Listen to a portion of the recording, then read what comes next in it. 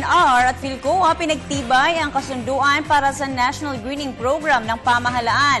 Ang detalye mula sa aming kasama, si Peng Alinio ng Radyo ng Bayan Davao. Peng, magandang hapon sa iyo.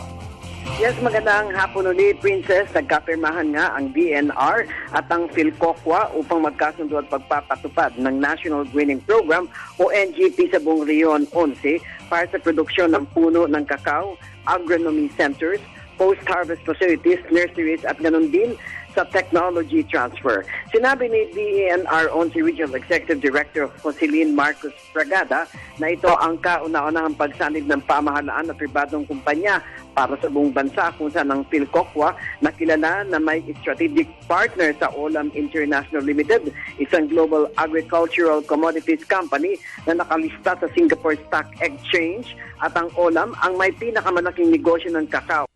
Kaya niya ang kanyang apresyasyon at pasasalamat sa PhilCOA sa kanilang commitment na sumali at sumuporta sa implementasyon ng NGP na napakalaking bagay sa bansa para labanan ng climate change, at tiniyak sa PhilCOA na ang maasahang People's Organization o PO ang magsasagawa ng proyektong ito, at anya ay maraming makakabenepisyo sa mga darating pa mga henerasyon, dagdag pa ni Bragada.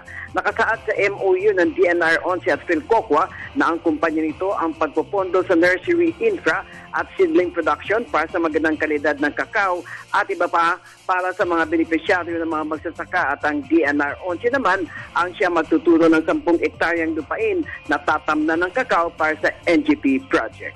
Para sa Telebisyon ng Bayan, Peng Alinio, Radyo ng Bayan, Davao. Maraming salamat sa iyo, Peng.